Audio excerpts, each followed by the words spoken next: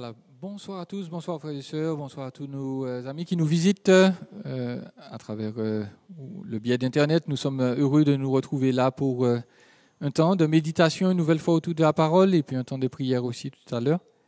Que le Seigneur puisse nous entendre et nous rapprocher de lui et se glorifier surtout par les réponses qu'il va nous accorder. Nous présentons donc justement ce temps en prière au Seigneur. Prions. Seigneur, merci parce que tu nous as appelés des ténèbres à ton admirable lumière. Tu ne nous as pas laissés là où nous étions, tu nous as cherchés, tu nous as trouvés. Et nous te bénissons pour ce privilège de te connaître et d'avoir répondu à ton appel. Nous prions que vraiment tu nous incites à nous soumettre à ce que tu dis, que ta parole parle à nos cœurs une nouvelle fois d'une manière particulière et surtout que tu puisses nous entendre dans nos requêtes qui vont s'élever vers toi. Nous te demandons ces grâces, Seigneur, dans le nom précieux de Jésus. Amen. Amen. Nous allons tout à l'heure entendre combien la parole est importante au sein de nos familles. Et précisément, nous sommes appelés. Nous sommes appelés par Dieu, par de multiples moyens, par des personnes, par des circonstances. Dieu vise à toucher les hommes et des femmes de toute nation, de toute tribu, quel que soit leur statut social, quelle que soit leur éducation, quelle que soit leur intelligence. Eh bien, il veut leur parler, il les appelle de là où ils sont allés suivre. Jésus a appelé ses disciples, il leur a dit « Viens, suis-moi ». Et aujourd'hui encore, nous sommes appelés à adorer, à louer notre Dieu, à nous soumettre aussi à sa parole.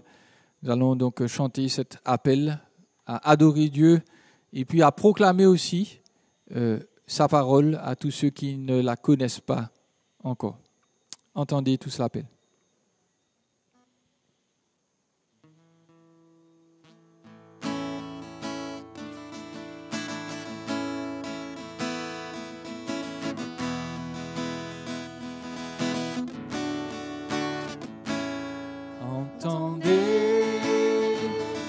Tous l'appel, adorer l'Éternel, aux familles de la terre, célébrer ce que Dieu a fait, vaste et grand est l'amour envoyé.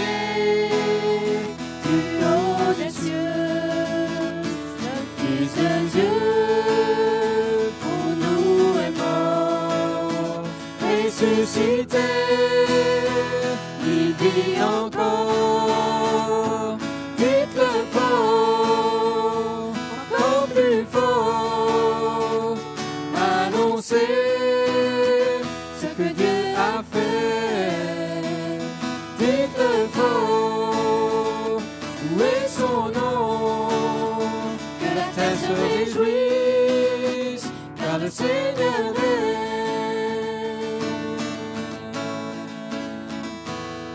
Son nom retentit de la nature, un chant jaillit, car il vient juger la terre avec justice et vérité. Dites-le fort, encore plus fort. Ce que Dieu a fait, dites-le fort, louez son nom, que la terre se réjouisse, car le Seigneur est. Dites-le fort, encore plus fort, annoncez ce que Dieu a fait. Dites-le fort, louez son nom, que la terre se réjouisse, car le Seigneur est.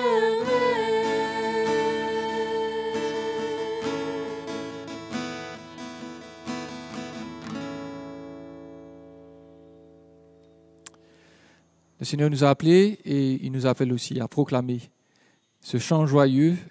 Il sauve encore aujourd'hui.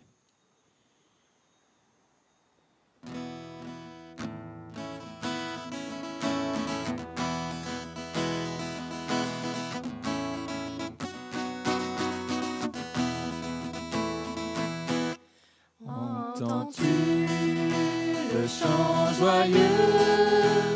Jésus sauve aujourd'hui.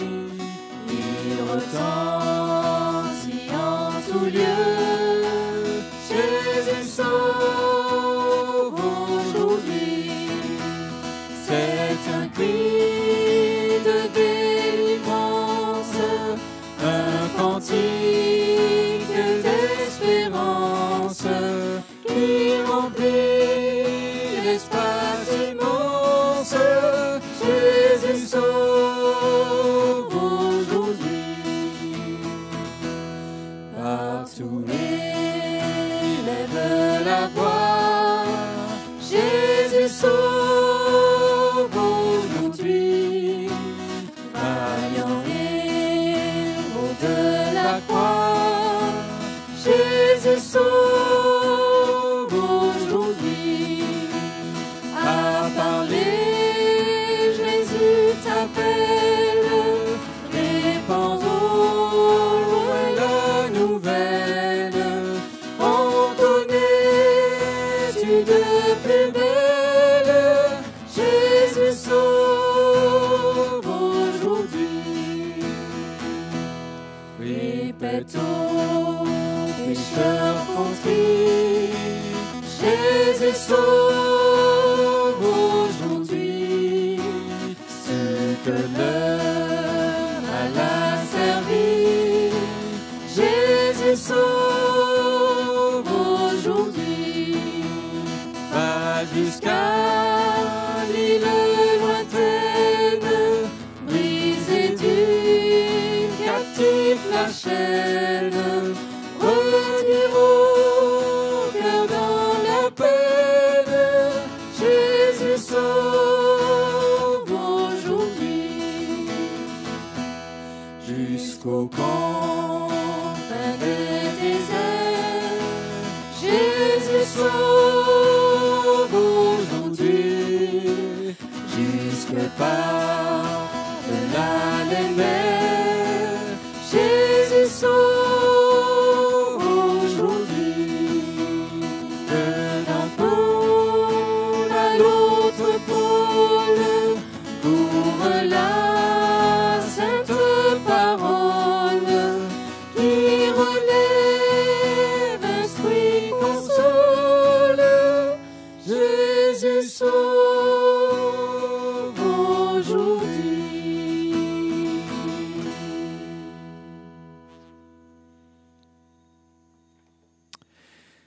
Voilà, nous voulons nous rappeler que, quelles que soient les générations, quelle que soit notre mission au sein de l'Assemblée, nous sommes dans le monde, placés comme une lumière pour le monde. Et lui qui est notre lumière, qui nous a montré l'exemple, eh bien, nous devons l'imiter. Je suis la lumière, a dit le Seigneur.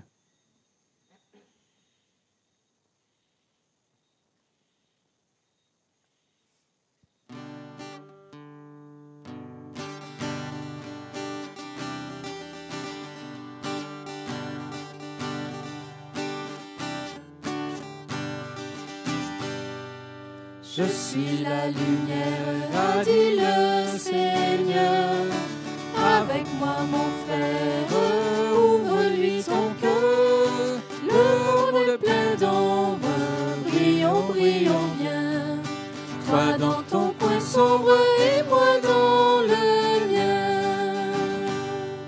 Si la pure flamme parfois baisse un peu, veillons sur notre âme, ravivons le feu. Le monde est plein d'ombre, brillons, brillons bien. Toi dans ton coin sombre et moi dans le mien. Quand le jour se voile au clair firmament, la plus humble étoile brille doucement. Le monde est plein d'ombre, brillons, brillons bien. Toi dans ton coin sombre et moi dans le mien.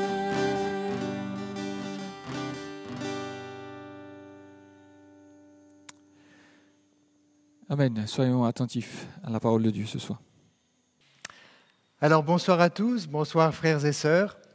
Nous allons aborder ce soir un thème qui concerne une partie seulement de nous-mêmes, une partie de l'Église. Je veux parler des familles. Je crois toutefois que cette méditation pourra être utile à tous, en tous les cas, c'est ma prière. Comme la quasi-totalité des églises évangéliques, nous partageons le souci de transmettre fidèlement la parole à nos enfants dans le cadre des classes d'école du dimanche. Alors il est vrai que le contexte sanitaire actuel ne favorise guère cette noble activité, c'est le moins qu'on puisse dire. Cette contrainte, cependant, a peut-être le mérite, si on veut bien le regarder sous cet angle, de rappeler une vérité que tout parent doit savoir et accepter.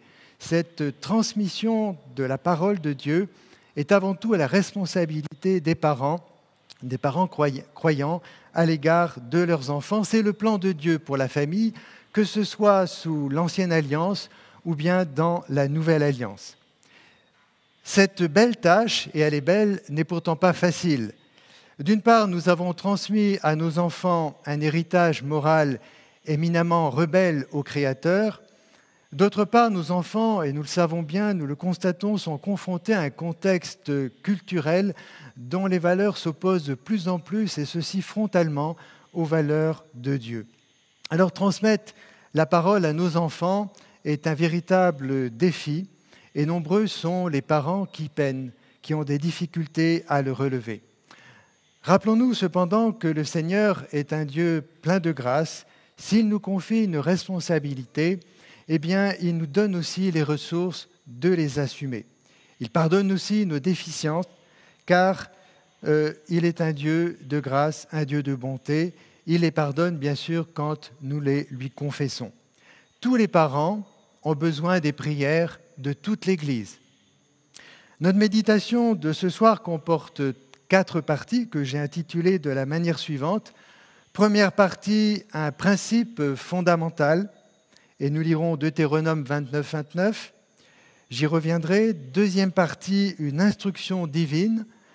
Notre texte sera Deutéronome 6, versets 4 à 9. Troisième partie, une bénédiction divine. Et notre texte sera Proverbes, chapitre 14 et verset 26.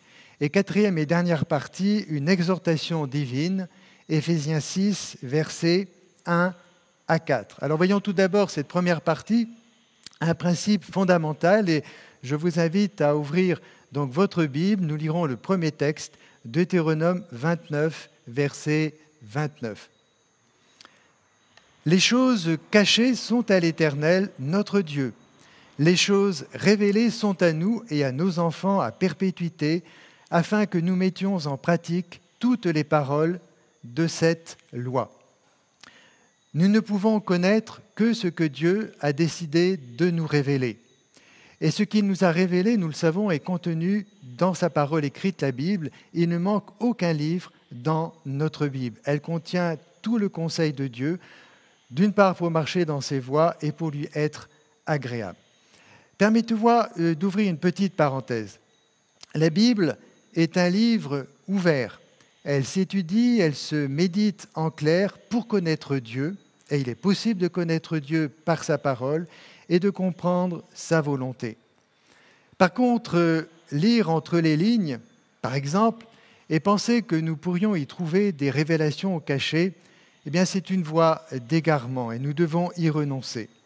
Ou bien piquer ça et là des versets dans notre Bible pour nourrir notre foi ne nous fera jamais progresser dans une connaissance véritable de Dieu, de notre Dieu. Nous resterons des bébés en Christ et ceux dont nous avons la charge probablement le resteront aussi, en tout cas en seront affectés.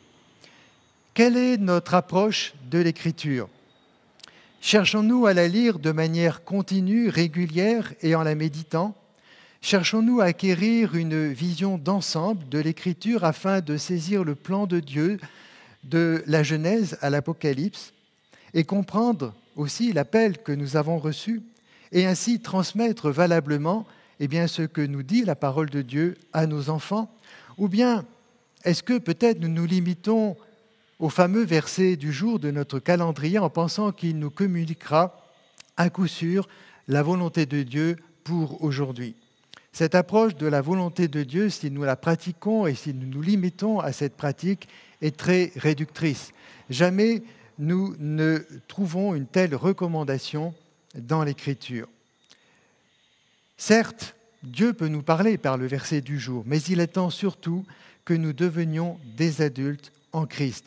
Et cela demande de notre part un engagement persévérant et fidèle dans l'étude de la parole, avec prière, accompagné bien sûr de sa mise en pratique. Faisons-le à la maison, au sein du foyer, dans nos relations mutuelles, parents-enfants. Faisons-le également en participant activement aux réunions de l'Église, en vivant une communion fraternelle épanouie. Je ferme là la parenthèse. Alors je relis ce verset 29 de Deutéronome 29. « Les choses cachées, nous est-il dit, sont à l'Éternel, notre Dieu. Les choses révélées sont à nous et à nos enfants à perpétuité, afin que nous mettions en pratique toutes les paroles de cette loi. » Cette parole, dit notre texte, est à nous. Et vous l'avez constaté, elle est aussi à nos enfants. Et le texte ajoute, afin que nous la mettions en pratique. Dieu nous appelle donc à saisir sa parole, nous en saisir pour nous-mêmes. Mettez la parole de Dieu en pratique, ne vous bornez pas à l'écouter en vous trempant vous-même par de faux raisonnements. C'est l'exhortation de Jacques au chapitre 1, le verset 22. Mais nous devons aussi nous en saisir pour la vie de nos enfants. Et c'est ça qui est important. Si nous sommes négligents sur ce plan-là, nous courons peut-être le risque d'une vie fade, d'une vie insipide, d'une vie de défaite personnelle, mais certainement aussi défaite au sein de nos foyers. Car notre témoignage aura toujours une incidence ou un impact sur la vie de nos enfants ou pour la vie de nos enfants. Chers parents, nous devons indiquer à nos enfants le bon chemin. Nous avons à leur égard une responsabilité éducative. Si nous voulons que nos enfants écoutent la parole et qu'ils l'acceptent pour eux-mêmes, eh bien que notre comportement soit en adéquation avec ce que nous leur enseignons, qu'il ne soit pas en contradiction avec cela. Nous devons vivre nous-mêmes la parole de Dieu. L'éducateur que l'on écoute et qui se fait respecter, c'est bien sûr celui qui vit en accord avec ce qu'il enseigne. Alors, en rappelant cette vérité, je suis bien conscient de notre insuffisance dans ce domaine. Je l'ai été, vous l'êtes certainement aussi, mais le Seigneur le sait aussi. Soyons encouragés. Le Seigneur nous accompagne dans sa grâce et le Seigneur fait quelque chose de particulier avec nos enfants. Il nous envoie à l'école. Nos enfants, qui sont des dons que Dieu nous fait, sont notre école vers la maturité. Et n'est-ce pas là quelque chose d'éminemment positif ? Ils ne sont pas les seuls, bien sûr, à être cette école vers la maturité, cette école de maturité. Mais ils représentent assurément, je le crois, une bonne école, bien sûr pourvu que nous voulions marcher selon le Seigneur. Si nous le désirons, et tout cela malgré toutes nos incapacités, nos déficiences, alors je crois que Dieu nous fera grâce, Dieu fait grâce. Et nos enfants sauront reconnaître un jour, ça mettra peut-être du temps, mais qu'ils ont été bien gardés par leurs parents. Dieu est un Dieu de grâce. Deuxième partie de notre méditation que j'ai intitulée « Une instruction divine ». Et je lis donc ce texte dans Deutéronome, toujours, chapitre 6, les versets 4 à 9. Donc tournez quelques pages de votre Bible, Deutéronome 6, versets 4 à 9. « Écoute, Israël, l'Éternel, notre Dieu, est le seul éternel. Tu aimeras l'Éternel de tout ton cœur, de toute ton âme, de toute ta force. Et ces commandements que je te donne aujourd'hui seront dans ton cœur. Tu les inculqueras à tes enfants, et tu en parleras quand tu seras dans ta maison, quand tu iras en voyage, quand tu te coucheras et quand tu te lèveras. Tu les liras comme un signe sur tes mains, ils seront comme des frontaux entre tes yeux, tu les écriras sur les poteaux de ta maison et sur tes portes. » Alors, avant même de livrer ces instructions au peuple, Dieu l'appelle à écouter. En effet, pour grandir dans la connaissance véritable de Dieu et être en capacité donc de la transmettre valablement, utilement à nos enfants, nous devons apprendre, nous, parents chrétiens, à écouter la parole, c'est un préalable. Nous aimons certainement entendre la parole, c'est bien, mais aimons-nous écouter la parole? Et il y a là une nuance. On peut entendre la parole, mais sans que cela change quoi que ce soit dans nos vies. Entendre est un acte passif finalement, écouter exige une attention. On entend sans le vouloir, mais si on écoute, c'est pour entendre. Écouter nécessite une attention, un effort soutenu, une disposition du cœur, car nous estimons que le sens de ce que nous entendons est important. Alors, nous prêtons l'oreille et nous écoutons. Ne lisons donc pas notre Bible avec parcimonie, de manière distraite, de manière mécanique. Prenons le temps, prenons la décision de l'écouter régulièrement, de la lire pour l'écouter régulièrement, tous les jours, et ceci pour être instruit. Écouter pour être nourri, n'est-ce pas là un beau slogan pour notre année 2021, par exemple? C'est ainsi que nous en ferons un grand profit pour nous-mêmes et que cela aura un impact sur nos enfants. Et je relis le verset 6 de notre texte. « Ces commandements, dit Dieu, que je te donne aujourd'hui, seront dans ton cœur. » Ceci nous parle donc d'un attachement profond et d'une obéissance sincère, car le cœur est le centre de notre être. Cet attachement personnel des parents à la parole de Dieu est donc, je le disais à l'instant, un préalable à l'instruction de la parole à nos enfants. Et ce préalable est vraiment important. Écoutez. Voyez la logique des versets 6 à 7 de notre texte. Je relis ces deux versets. « Ces commandements que je te donne aujourd'hui seront dans ton cœur. Tu les inculqueras à tes enfants et tu en parleras quand tu seras dans ta maison. » Donc d'abord, écoutez pour nous-mêmes, écoutez bien sûr avec le souci de retenir et de vivre selon la volonté de Dieu, retenir la parole dans son cœur, puis instruire nos enfants. Dieu est logique. Comment instruire? Pourquoi instruire si nous n'écoutons pas la parole et si nous nous contentons simplement à l'entendre? Verset 7, le texte nous dit « Tu les inculqueras », ces commandements. C'est un mot très fort. Le terme hébreu est formé à partir du mot « dent » et peut signifier aiguiser comme les dents d'un outil ou alors enfoncer les dents comme en mordant. On pourrait donc comprendre ce verset de la manière suivante. Tu feras entrer profondément ou bien durablement la parole dans le cœur des enfants. Cela va donc beaucoup plus loin que raconter de petites histoires bibliques à nos enfants et penser que cela est suffisant et nous dire, voilà, j'ai fait mon job. L'enseignement de nos enfants requiert beaucoup d'engagement de notre part, de pédagogie, bien sûr de patience. Il doit être compris comme une activité primordiale au sein de nos foyers. Mais attention, il ne s'agit pas, et excusez-moi cette expression familière, de bassiner nos enfants par la parole au risque de les décourager, au risque de les lasser et de les amener finalement à fuir ces moments d'instruction biblique que nous souhaitons leur apporter. Il s'agit d'y mettre son cœur et de le faire, bien sûr, avec sagesse et avec mesure. En vue, quel est le but? En vue de leur conversion.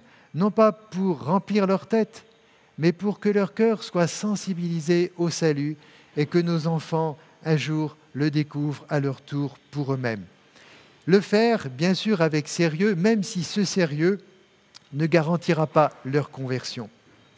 J'ajouterai enfin qu'il ne peut y avoir de répit dans cette noble et belle activité. Le texte que nous avons lu nous parle de la maison, mais il nous parle aussi des voyages et je pense que nous pourrions actualiser cette exhortation en y incluant les temps de vacances que nous avons, que Dieu nous permet dans sa grâce. En effet, le monde qui nous entoure exerce une telle pression, a une telle emprise, a une telle puissance de séduction sur nos enfants, sur leurs jeunes esprits, que nous devons veiller à les nourrir des bonnes choses de la parole de Dieu. Alors, persévérons, frères et sœurs, dans cette activité. Troisième partie que j'ai intitulée « Une bénédiction divine » et nous lirons dans le livre des Proverbes. Il y a beaucoup d'instructions sur ce thème dans les Proverbes. J'ai choisi Proverbe 14, verset 6. Je lis ce texte, enfin ce verset simplement. « Celui qui craint l'Éternel possède un appui ferme et ses enfants ont un refuge auprès de lui. » Je relis « Celui qui craint l'Éternel possède un appui ferme et ses enfants ont un refuge, où ça ? Auprès de lui. » Bien-aimés, vous vous sentez faible et largement en deçà de ce que Dieu attend de vous. Ne vous découragez pas. Vivons. Cherchons à vivre dans la crainte de Dieu, dans le désir de lui plaire. Dieu connaît nos cœurs et il nous fera grâce. C'est un Dieu fidèle et bon. Une grande bénédiction, nous dit ce verset, repose sur une famille où la crainte de Dieu est une réalité, même si cette crainte est imparfaite, et de toute manière, elle sera toujours imparfaite. Vivre de cette manière nous rend forts, car c'est Dieu qui nous communique sa force. Il communique sa force à celui qui s'attache à lui et qui désire marcher dans ses voies. Mais voyez la conséquence. Ses enfants ont un refuge auprès de lui. Que c'est beau, que c'est bienfaisant, cet encouragement que le Seigneur nous donne. Quel privilège pour nos enfants de trouver en leurs propres parents un appui, un refuge. S'ils le trouvent auprès de nous, alors c'est naturellement qu'ils viendront chercher auprès de nous, auprès de leurs parents, les réponses à leurs questions, à leurs inquiétudes. Demandons au Seigneur donc de nous aider dans ce domaine. L'impact de notre attachement au Seigneur sur nos enfants, comme nous l'avons dans ce texte, doit nous stimuler à progresser. Frères et sœurs, parents chrétiens, cultivons notre communion avec le Seigneur. Cherchons à mettre en pratique sa parole après l'avoir écoutée. Et alors, le Seigneur nous transformera. Le Seigneur nous aidera à progresser dans la vie de sanctification et il fera en sorte que nos enfants trouveront en nous les réponses de la parole de Dieu et ça leur évitera d'aller les chercher dans le monde. En tout cas, ça les encouragera à venir nous trouver. Quatrième et dernière partie que j'ai intitulée « Une exhortation divine ». Et nous lirons pour finir donc un texte dans le Nouveau Testament cette fois-ci, Éphésiens 6, les versets 1 à 4. Vous connaissez ce passage, il y a eu de nombreuses méditations là-dessus, mais ce texte me paraît important de le rappeler dans le cadre de notre méditation de ce soir. Éphésiens 6, donc, versets 1 à 4, je lis « Enfants, obéissez à vos parents selon le Seigneur, car cela est juste. Honore ton père et ta mère, c'est le premier commandement, avec une promesse. Pourquoi ? Afin que tu sois heureux et que tu vives longtemps sur la terre. » Verset 4. « Et vous, pères, n'irritez pas vos enfants, mais élevez-les en les corrigeant et en les instruisant selon le Seigneur. » Alors notre méditation de ce soir porte sur la responsabilité parentale. Je m'attarderai donc sur le verset 4 qui s'adresse aux pères, mais pas seulement aux pères, je pense. Cette exhortation concerne bien évidemment les deux parents. Alors l'exhortation de l'apôtre Paul, nous le voyons dans ce texte, est en droite ligne des exhortations que nous avons lues dans le livre du Deutéronome ou dans le livre des Proverbes. Dieu en effet ne change pas dans son souci pour les enfants. Le Seigneur aime les enfants et il veut qu'ils viennent à lui. Car le salut des enfants est aussi sa préoccupation. L'âme d'un enfant, a la même valeur que l'âme d'un adulte. Le Seigneur a repris ses disciples en repoussant les enfants qui voulaient rechercher la bénédiction du Seigneur, n'empêchant pas nos enfants de venir à Christ. Frères et sœurs, en étant négligents dans la responsabilité que le Seigneur nous a confiée, non seulement en le faisant, en étant négligents, nous n'obéissons pas au Seigneur, mais nous privons nos enfants de construire une relation avec le Seigneur, À tout le moins, nous n'encourageons pas nos enfants à rechercher le Seigneur. Le texte d'Éphésiens nous dit « N'irritez pas », on peut traduire aussi « Ne provoquez pas vos enfants ». Éduquer nos enfants n'est pas une tâche facile, je le répète. Si nos enfants ont pu nous critiquer, souvent ils reconnaissent, en devenant eux-mêmes parents, que finalement, ils n'étaient pas si mal traités que cela. Il y a en effet, dans l'éducation de nos enfants, des circonstances où il est parfois difficile de ne pas franchir la ligne de séparation entre le caractère éducatif de la correction et l'irritation vaine que nous pouvons provoquer chez nos enfants. Que Dieu nous vienne en aide. Ce sont des circonstances qui arrivent, qui se reproduisent régulièrement parce que nous sommes faibles et la colère peut monter rapidement. Dans son exhortation, Paul met en avant le but de la correction ou de la discipline. Il s'agit, nous dit-il, d'instruire nos enfants, bien sûr selon le Seigneur. Mais cette correction ou cette discipline ne se limite pas aux actes de réprobation quand ceux-ci sont nécessaires. Elle concerne de manière générale l'éducation de nos enfants. D'une part, pour qu'ils apprennent la droiture, c'est-à-dire à vivre selon ce qui est juste et droit devant Dieu, mais aussi pour qu'ils apprennent à connaître la bonne nouvelle de l'Évangile en vue de leur salut. La parole de Dieu a une dimension morale, certes, mais ce n'est pas un livre de morale. Elle nous enseigne avant tout la voie du salut. Et c'est bien là le cœur de l'instruction que nous devons donner à nos enfants. Il s'agit bien sûr, je le répète, d'encourager, d'exhorter nos enfants à marcher selon ce qui est juste devant Dieu. Mais il s'agit de le faire en ayant comme but leur salut, car le Seigneur veut sauver aussi nos enfants. Alors que le Seigneur nous accompagne et nous inspire dans cette belle responsabilité que Dieu nous a confiée. Que nos faiblesses ne soient pas un sujet de découragement pour nous. Dieu regarde au cœur. Ce qu'il nous demande, c'est de lui demander pardon, de lui confesser nos déficiences et lui demander son aide, d'être renouvelé. Demandons au Seigneur un cœur bien disposé pour que l'éducation que nous donnons à nos enfants soit propice pour les conduire au salut. Crois au Seigneur Jésus et tu seras sauvé, toi et ta famille. Acte 16, 31, souvent c'est mal interprété. Ce n'est pas une promesse que nos enfants se convertiront automatiquement, mais si nous vivons notre relation avec Dieu d'une manière sincère, avec un esprit de repentance quand cela est nécessaire, avec humilité bien sûr, nous aiderons nos enfants à croire eux aussi pour être sauvés. Le Seigneur veut être le sauveur des parents, mais il veut être aussi le sauveur des enfants. Voilà, je termine ainsi cette méditation. Nous allons prier quelques instants et puis je vous partagerai quelques sujets de prière. Prions donc. Seigneur notre Père, notre Dieu, nous te remercions pour ta parole. Elle n'est pas passée de mode, Seigneur.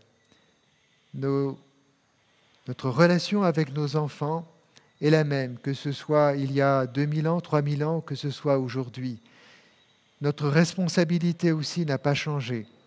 Et nous te remercions de nous rappeler ce soir que tu nous as donné ta parole pour nous instruire, que nous avons dans cette parole tout le conseil de Dieu pour être éclairés dans la manière de conduire nos enfants dans la lumière, de les conduire vers le salut.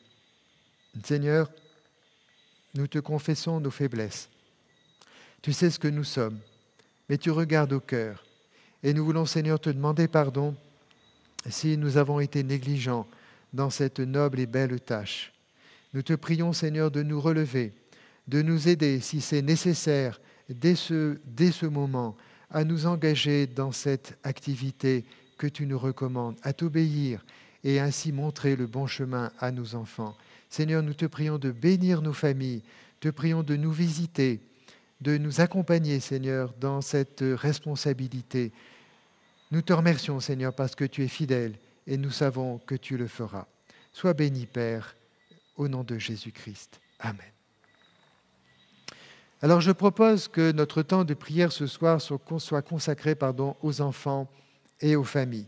Prions donc pour les parents, que le Seigneur les aide à assumer correctement, avec joie aussi, et reconnaissance cette responsabilité parentale dans l'instruction biblique, à reconnaître que nos enfants sont une école que le Seigneur a choisie pour nous, et c'est vrai que nos enfants nous aident à nous sanctifier, à grandir dans ce chemin de la sanctification.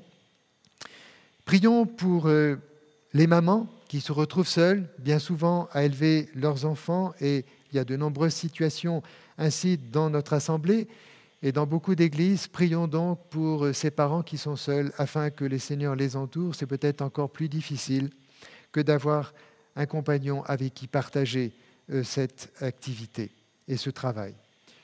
Prions donc pour nos enfants, pour que Dieu les préserve du mal, que le Seigneur les garde des séductions de ce monde, de se laisser influencer par tous les courants, par tout ce qu'ils entendent à l'école ou ailleurs, ou sur les médias, sur Internet, et que le Seigneur les amène à croire au salut, à reconnaître que le Seigneur est venu aussi pour eux, qu'ils sont perdus s'ils ne l'acceptent pas.